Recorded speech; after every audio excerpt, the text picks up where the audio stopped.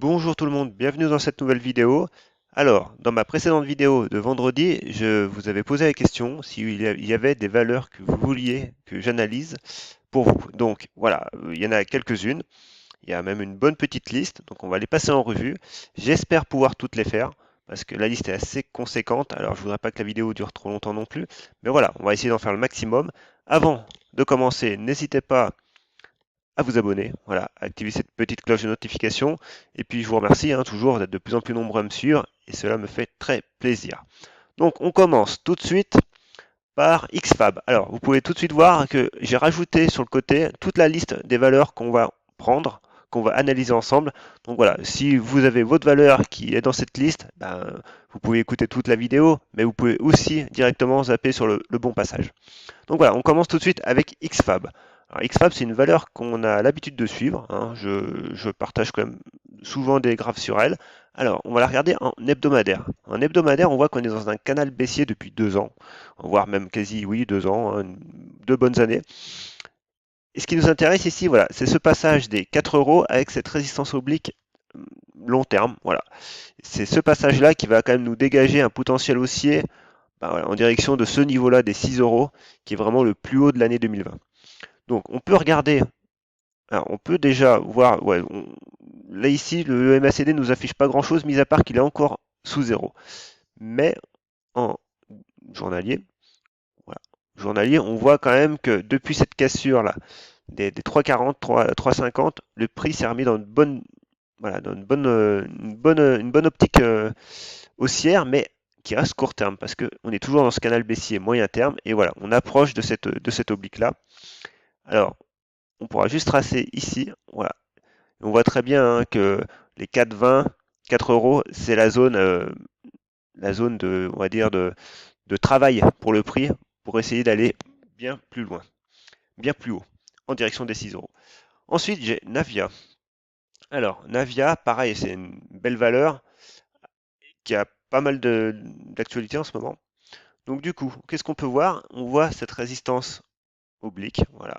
Le prix a ouvert en gap, euh, non, hier, en gap vendredi, et on l'a pas rebouché, hein, on l'a pas rebouché. Donc cette zone-là reste quand même en zone support actuellement. Donc on va la mettre en support. Et voilà. Par contre maintenant, résistance ici, zone de résistance, cette oblique baissière, on voit très bien qu'à court terme, les 3,27, 3,30 sont à franchir. Par contre, on voit que le volume quand même est pas mal et qu'au niveau des indicateurs, on a de la marge. Le RSI est pas encore en surachat, le MACD est bien orienté. Voilà, elle est dans une bonne disposition et elle fait plaisir. Elle fait plaisir, donc maintenant, voilà, les 3,30 à dépasser. Ensuite, j'ai Biofitis. Ah non, c'est quel ça? Non, Essilor, excusez-moi, Essilor. Donc, Essilor, on va se remettre, on va se remettre en daily parce que l'hebdomadaire nous apporte pas forcément grand-chose. On voit que voilà, on a ça et on voit également. Alors, est-ce qu'on peut tracer cette zone-là? Voilà, aussi. Bon, ici, ouais, on a juste une petite pointe. Donc bon, c'est le point d'accroche est moyen à ce niveau-là. Par contre, on voit quand même qu'on a des niveaux horizontaux. Alors, niveaux horizontaux ici, voilà, qui est quand même plus probant. Alors, voilà. Déjà en hebdomadaire, un cadrage rapide, ça peut nous donner donc du coup cette zone-là en zone de support et cette zone-là en support plus moyen long terme. Après, bon évidemment, vous avez les plus bas historiques, mais bon, on va éviter pour l'instant. On a quand même d'autres supports avant ça. Donc, je mets juste mes bonnes couleurs, c'est toujours pareil. Niveau lisibilité, on fait pas mieux. Voilà, donc là, on a nos supports. Zone de résistance, moyen long terme, on va dire 60 euros, 61 euros. Et puis cette zone-là, des 56 à tenir déjà tout de suite, ou après, voilà, on redescendra sur cette zone des 53 euros. On voit bien que les bandes de Bollinger encadrent. Voilà, on a notre range, le prix dans un range, moyen terme. Et voilà, en daily, et ben en daily, on voit très bien que voilà, on est pareil. Je veux dire, ici, les 60 euros sont vraiment le niveau à dépasser si on veut repartir à la hausse. Par contre, ce niveau-là, là, on voit très bien, les 56 euros, on a trois moyennes mobiles Donc c'est des moyennes vraiment à tenir si voilà, si on veut repartir à la hausse. Autrement, on redescendra sur les 53 euros. Et méfiance, le MACD s'affaiblit quand même. Voilà, après j'ai Peugeot. Alors pareil, Peugeot, on me l'a demandé. Alors qu'est-ce qu'on peut dire sur elle? Bon, on va se mettre en hebdomadaire pour elle. Donc déjà, on voit très bien que, elle, évidemment, on a beaucoup d'historique. Déjà, une résistance long terme, voilà, c'est ce niveau-là. Voilà, déjà, ça nous permet de prendre un peu de hauteur par rapport au prix. Voilà, on a cette zone-là, des 25 euros. C'est vraiment une zone de résistance moyen-long terme, hein. On remonte jusqu'à 2003 hein, quand même. Ensuite, on aura un support oblique ici. Alors, là, on a une mèche, mais on est quand même en mensuel ici, hein. Donc, on va pouvoir déjà quand même tracer celle-là. Voilà. Donc voilà, là déjà, on a deux supports obliques long terme. Maintenant, on va affiner. Mais par contre, ce qu'on voit tout de suite, c'est que le MACD est sur le point de recroiser à la hausse. Ce qui est tout de même intéressant, parce qu'on voit très bien que la dernière fois qu'il l'a fait, c'était il y a 2 ans, hein. Bon, après, au niveau graphique, on voit aussi quand même qu'on a pas mal de résistances qui sont devant nous. Notamment cette zone-là. Voilà, cette zone-là des 20 euros, qui est un seuil psychologique aussi. Et on voit aussi cette M200 hebdomadaire. Donc, voilà, les 20 euros vont pas être faciles à passer, néanmoins, c'est tout à fait possible. Et on voit également cette M200 hebdomadaire qui est totalement plate. Donc en gros, on est revenu au milieu. Ça se voit très bien, hein. On était sur les 25, on est tombé à 12, là on est à 20. On est au milieu. Donc la M200, forcément, c'est mathématique. Elle est sur ces niveaux-là. Maintenant, il faut les passer. Et pour l'instant, ce qu'on peut tracer, voilà, c'est une oblique support ici. Alors, voilà, on va essayer de la tracer correctement. Et on a une zone de support à tenir qui est à peu près cette zone-là. Voilà. Qui est à peu près. Alors, on a cette zone-là. Toc. Voilà. Donc, voilà. À première vue, si on fait un échec sur les 20 euros, on pourrait revenir sur les 17 euros. Voilà, ça remettrait pas la tendance gravement. Ça la retournerait pas, quoi, on va dire, hein. Voilà, ça la remettrait pas gravement en danger. Voilà, je vais y arriver. En danger. Par contre, voilà, si on arrive à construire un petit peu, voire tout de suite s'échapper des 20 euros, les 25 euros seront l'objectif suivant. Mais méfiance ici, voilà, moi je pense qu'à court terme, les 16-17 euros, si on y retourne, c'est pas non plus dramatique. Ensuite, j'ai Renault. Alors pareil, Renault, elle, alors la configuration graphique de Renault est moins belle quand même. Elle est moins belle parce que là on est en hebdomadaire, on voit que on a une voilà, elle est moins belle ça dépend comment on le voit. Là, on a une belle résistance oblique qu'on a cassée à la hausse, donc la semaine dernière. Ça, c'est un signal positif, un signal fort quand même. Voilà, on a cette zone-là. Graphiquement, voilà, j'ai tracé une résistance oblique et une zone de support, une ancienne zone de résistance qui peut devenir zone de support, et voilà, avec ça. C'est simple, voilà. Ici, là, on peut identifier potentiellement sur cette unité de temps, hein, parce que voilà, quand on parle de tendance, il faut toujours être sur une unité bien définie. Mais voilà, on a un triangle ascendant qu'on a cassé par le haut. Généralement, les triangles ascendants, bon, ils se cassent, c'est pas très clair, quoi. Néanmoins, là, on voit que notre signal, lui, il est clair, on est cassé par le haut. Maintenant, on regarde les indicateurs, eux, ils nous donnent rien, donc pas la peine de les checker à ce niveau-là. Et qu'est-ce qu'on peut viser après? Après, on peut viser pourquoi pas ici. Voilà, les 51 euros. Ça fait quand même beaucoup de hausse. Maintenant, on va quand même affiner un petit peu. Et on voit très bien que cette zone de retournement correspond également aussi à la cassure de nos trois moyennes mobiles. Donc voilà, tant que vous tenez les 28 euros, on peut faire un pullback dessus, et ça sera même une bonne chose. Mais le prix étant quand même en phase de retournement haussière. Voilà. Ensuite, j'ai Pixium Vision. Donc, on change complètement de domaine d'activité. Là, on est dans les biotechnologies. Alors, Pixium, il y a beaucoup de mèches. C'est moins évident, c'est moins propre quand même. Alors, déjà, zone de support historique, ici. Voilà. Bon, alors, j'essaye de mettre mes couleurs à chaque fois, mais m'en voulez pas parce que c'est quand même assez lourd à chaque fois de changer mes couleurs. Ensuite, ici, on est en daily, hein, toujours. On n'oublie pas. Là, petit support oblique, support haussier. Et ensuite, on dézoome. Ici, voilà, on a ça. Alors après, on a celle-là. Des fois, bon, j'aime bien tracer j'aime bien tracer plusieurs quand je suis pas sûr de voilà, de mon coup. Alors là, en fonction des résistances qu'on prend, voilà, soit on l'a cassé, soit on l'a pas cassé. Donc néanmoins, le plus important ici à checker, c'est quand même ce niveau horizontal. Généralement, un niveau horizontal, ça met tout le monde d'accord, hein. Vous pouvez avoir plusieurs points de vue sur des résistances obliques, comment les tracer, quel point prendre. Mais voilà, quand vous reconfirmez avec un niveau horizontal, eh ben, ça vous donne voilà, cette zone-là des 0,73, 0,70. Voilà. Et là, on surveillera cette zone-là.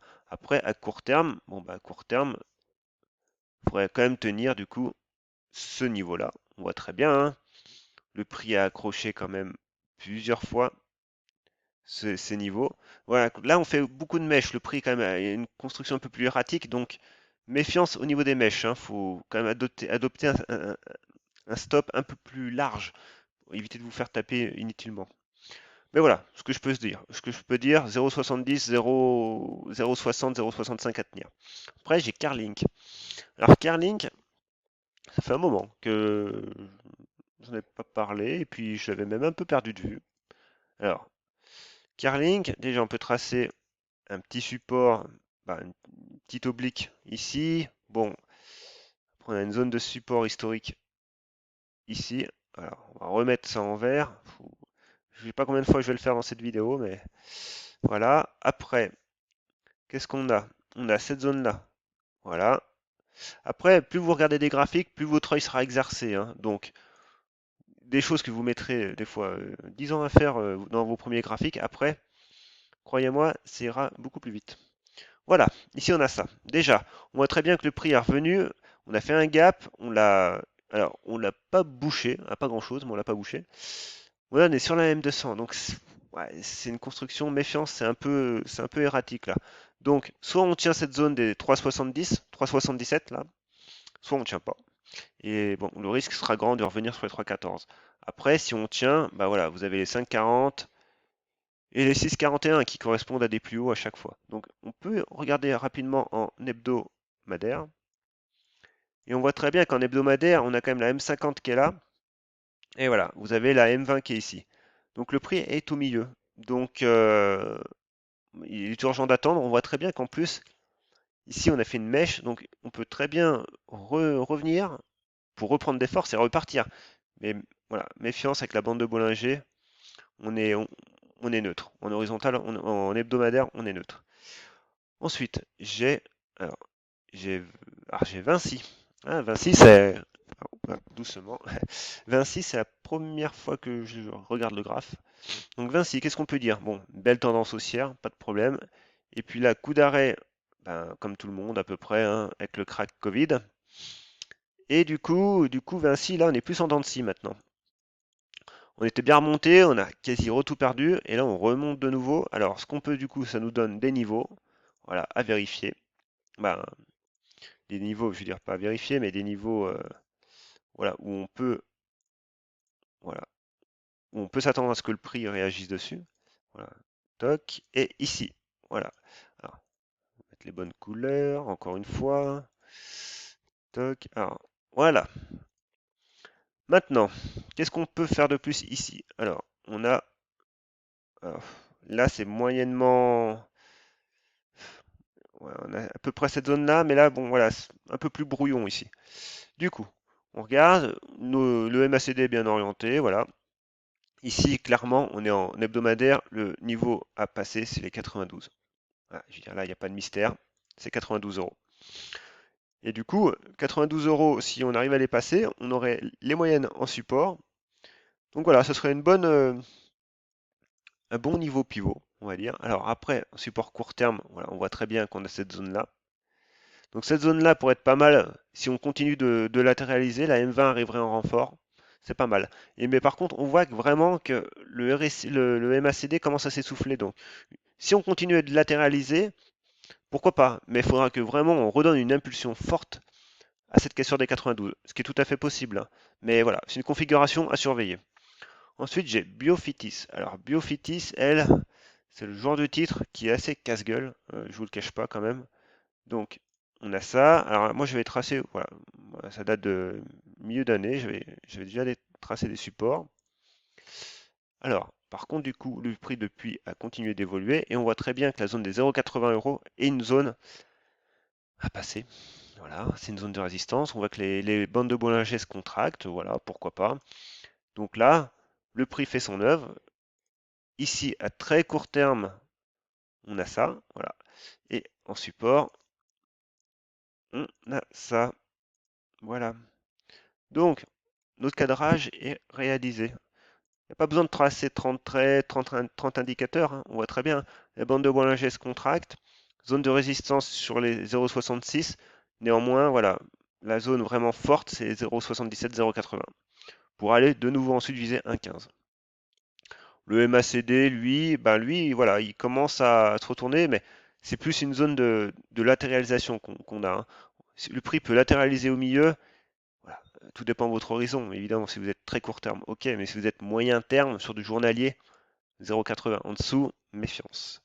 Ensuite, j'ai Pharmagest. Alors, Pharmagest, pareil, c'est une valeur que j'ai jamais trop analysée. Bon, on voulait pas. Donc, ici, on va se remettre en hebdomadaire.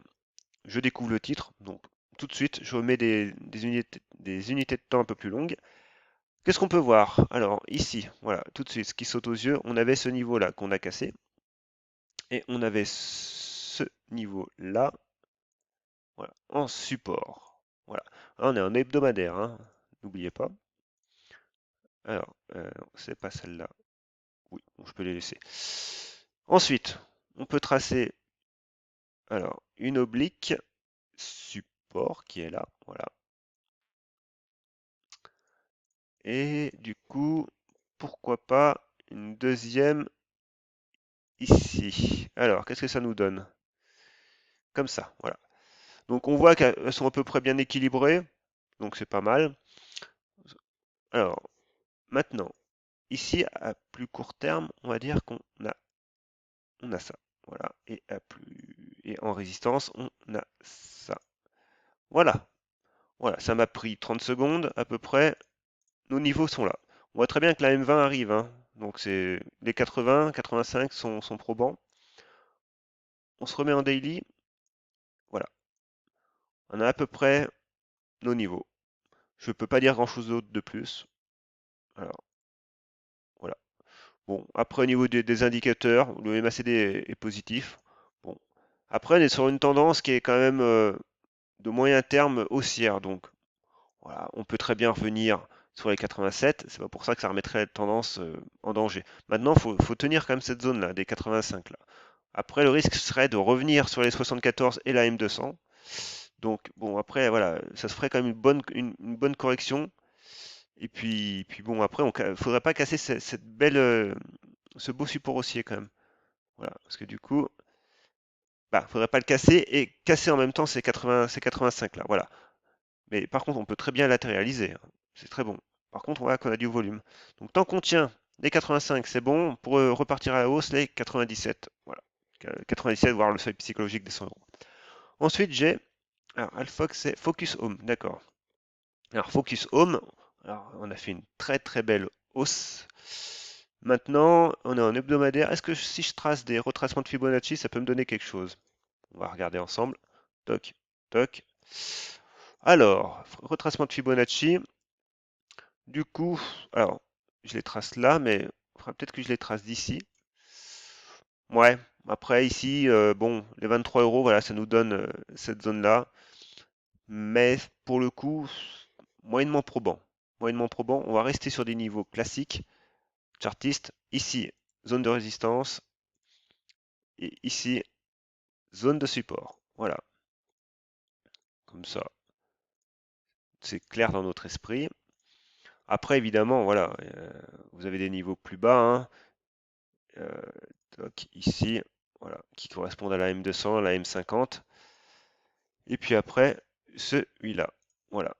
Donc, déjà, dans un premier temps, si on trace une petite oblique haussière, pourquoi pas? Ouais. Alors la petite oblique haussière, le problème c'est que là, on est en train de la casser, donc on entre plus dans une phase de latéralisation. Alors, à court terme, tout de suite tenir les 38 euros. On peut redescendre sur les 33 euros. Voilà, ça ne remettra pas en cause. Mais ça serait mieux de tenir les 38 euros. Et on latéralise. MACD RSI. Le MACD, voilà. Le RSI avait donné son premier signal ici, le MACD ici. Voilà, donc on est dans une phase de latéralisation, hein. Clairement, la hausse à court terme est finie. On latéralise. Après, on a quand même fait,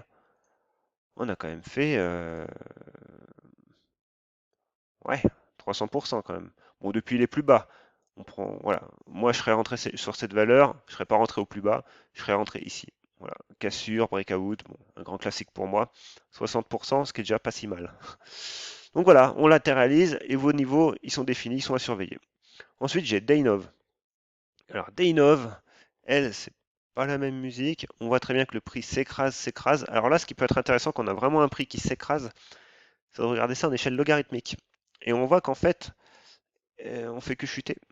Malheureusement pour Daynov, on fait que chuter. Alors, on a une résistance oblique ici. Et après, par contre, on voit quand même que depuis le début de l'année 2020, on commence à créer une zone de latéralisation, mais une zone très large, très très large, même trop large. Parce que du coup, on a une mèche qui est très puissante, donc du coup, on peut quand même la restreindre ici, à 0,54. Et après, le problème, c'est qu'elle fait beaucoup de mèches hautes. Alors, on peut quand même, voilà, en essayant de multiplier le maximum de points pour avoir un maximum de pertinence. Voilà, on a ce niveau-là. Et ensuite c'est compliqué quand même, hein. On n'a pas vraiment de niveau défini. Alors, on va se repasser en hebdomadaire, en daily. Et en daily, on voit que on travaille cette EM200, cette résistance-là. Donc, moi, je serais d'avis quand même, ben, pour l'instant, il n'y a pas de niveau pivot horizontal clairement défini. Voilà. Celui-là, pourquoi il serait plus pertinent que celui-là? Non, je peux pas le dire. Moi, ce que je vois déjà, hein, c'est de tenir déjà d'emblée cette zone de gap. Voilà. Alors, voilà, cette zone de gap ici et cette zone de support. Mais pour moi, il est clairement trop tôt pour envisager quelque chose. Voilà. Alors après, elle peut partir en mode rafale, mais c'est un peu du qui tout double. Donc, la tendance reste baissière. Bon, on essaie de latéraliser, mais on voit très bien quand même qu'on fait des creux. Et voilà, je peux pas dire grand-chose de plus et je veux pas dire de conneries. Donc, pour l'instant, voilà, on est dans un biseau descendant qu'on a essayé de casser par le haut, mais on n'y est pas arrivé. Donc maintenant, on peut très bien revenir sur les 0,63, mais il faudrait construire quelque chose d'horizontal. Voilà.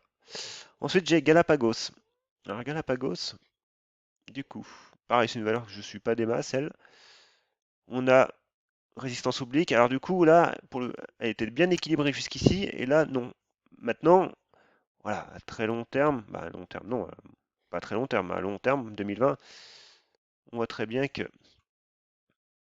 on a une zone là qui correspond à notre zone de gap. Voilà.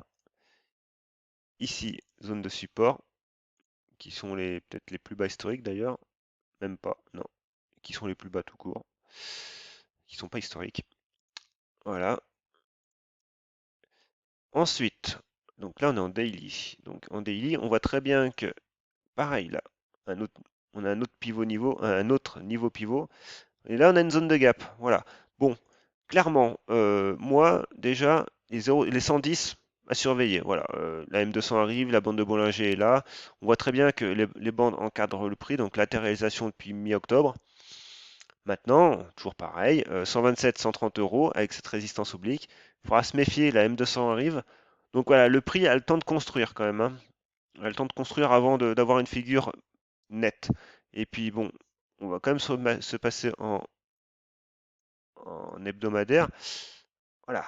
Là, pour l'instant, on est sous notre M200 hebdomadaire qui avait fait quand même support, qui était en support de toute cette hausse.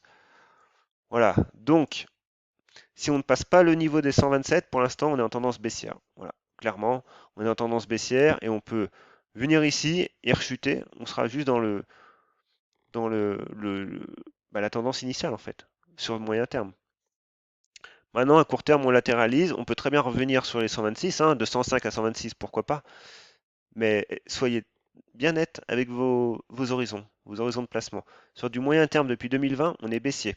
Évidemment, vous avez la valeur depuis 5 ans, bon, bah, vous êtes toujours haussier.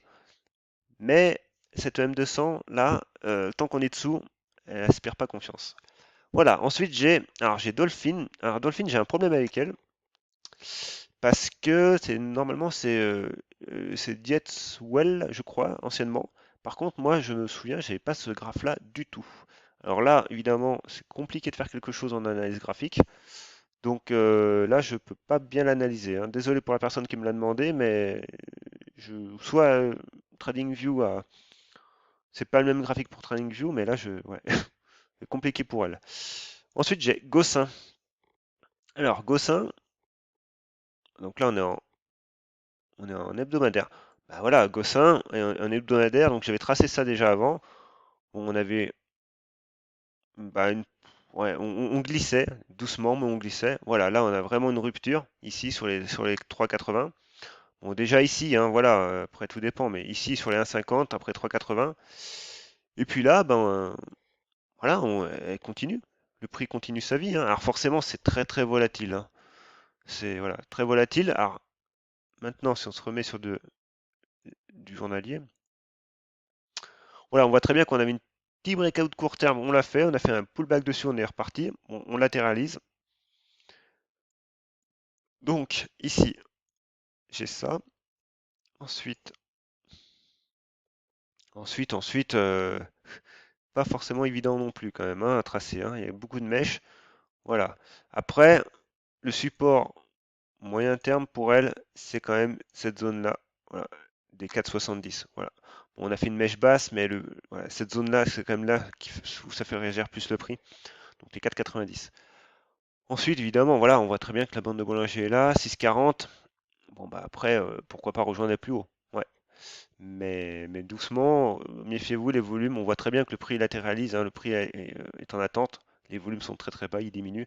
Donc pourquoi pas un breakout des 6,50 avec un retour de volume, ça peut être un bon signal.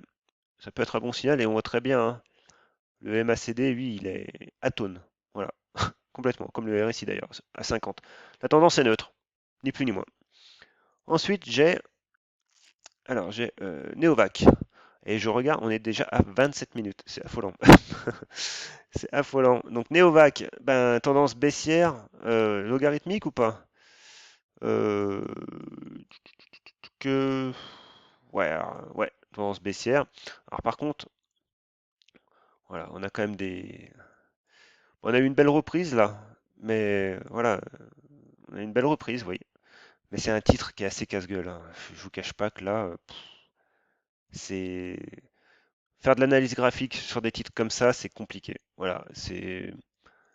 Alors, évidemment, ça vous dégage quelques niveaux, comme ceux-là. Voilà, on voit que ici, là, on a des niveaux, hein.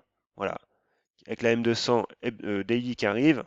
Donc voilà, les 0,86, pourquoi pas. Après, plus court terme, voilà, pareil, ici. Alors, je suis obligé de zoomer à mort. On a ce niveau-là. Voilà. Donc c'est des zones de résistance, hein. Elles sont vertes, mais j'ai la flemme de les retracer en rouge là. Donc du coup, voilà, ici 0,52. Voilà, on voit très bien. Niveau à passer et après 0,86. Et ma dernière, voilà, on arrive au bout de Richebourg. De Richebourg. Alors, pareil, hebdomadaire. Alors, elle, on va peut-être même mettre mensuel. Voilà. Alors, fou, on est monté haut. On est monté haut. Alors du coup, c'est un peu tout écrasé ça. De Richebourg. Voilà, c'est un titre qui se prête bien à l'analyse quand même. On voit très bien qu'ici, on a une zone de résistance très long terme qu'on n'est pas près de atteindre, hein, quand même pour le moment. Euh, quand même la mettre en rouge.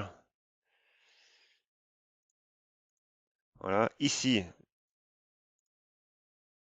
bon, on peut se tracer ça. Voilà. Ensuite, ici, on voit très bien que là, on a un niveau, là. Le niveau qui a déclenché toute la hausse, là, de 2017. Un beau breakout, là. Celui-là, divergence, niveau pivot, et on revient dessus, là. Voilà. Les 3,88 €, ils sont à surveiller. Voilà, en hebdomadaire, en mensuel, je peux pas faire plus. On va se remettre en daily. Alors, on zoome, on zoome, on zoome. Qu'est-ce qu'on voit? Du coup, alors évidemment, là, je refais la météo d'hier, hein, mais voilà, on voit les signaux qu'ont donné cette hausse, ils sont là, en fait. Là, cette hausse, elle n'est pas apparue de nulle part. Voilà. Donc déjà, il faut toujours cadrer le prix, refaire son historique, voilà, pour l'avoir en tête. Moi, ce titre, je ne l'avais pas en tête. Donc, je suis obligé de refaire la démarche. Donc, je la fais avec vous. Voilà, on a ça. Donc là, M200, breakout, pareil, très très joli. Et là, on revient un peu, pas tout à fait encore, mais sur notre zone de résistance qui est quand même moyen terme. Donc actuellement, ce qu'on peut faire, c'est de tracer des retracements de Fibonacci. Voilà, pourquoi pas. Toc. Voilà. Là, vous avez vos niveaux potentiellement prédictibles. Et là, les retracements de Fibonacci collent. On voit très bien. Par rapport à tout à l'heure où c'était moins évident, là, on voit très bien, hein. À chaque fois, c'est clair. Donc, sincèrement, de Richebourg se prête très très bien à l'analyse technique. Maintenant, ce qu'on peut faire, juste, c'est pourquoi pas. Voilà, on a une zone de résistance, une oblique résistance qui est là. Alors, avec une zone de support, voilà, ici. Ce qu'on peut faire, voilà, et ça, je l'explique sur mon site, c'est un fanion. Alors, bon, là, je mets pas forcément les bonnes couleurs, hein, donc vous m'en voulez pas. Voilà. Et après, voilà, ça nous donne une zone des 4 euros. Seuil psychologique, pourquoi pas. Voilà. Maintenant, on peut vite fait passer en 4 heures et on voit très bien que le prix latéralise à très court terme. Les moyennes mobiles arrivent, donc le niveau 3,11 à tenir, 3,30, 3,35 à passer. Voilà. On a fait le tour. Donc du coup, si vous avez d'autres valeurs qui arrivent, eh ben, je les ferai la prochaine fois. Là, on est à plus de 30 minutes de vidéo, donc c'est quand même physique, je vous cache pas. Mais voilà, je fais ça en ce que j'appelle en one shot, hein. Donc vous avez mes tics de diction, vous avez si je bafouille, si je bégaye, eh ben vous l'entendez aussi. Je m'amuse pas à faire de montage derrière parce que j'ai clairement pas le temps, hein. C'est quand même assez prenant. Donc n'hésitez pas, si vous avez des valeurs, on les analyse ensemble. Si vous avez d'autres avis, je suis preneur. Et puis voilà, moi je vous dis bonne fin de week-end et puis à bientôt.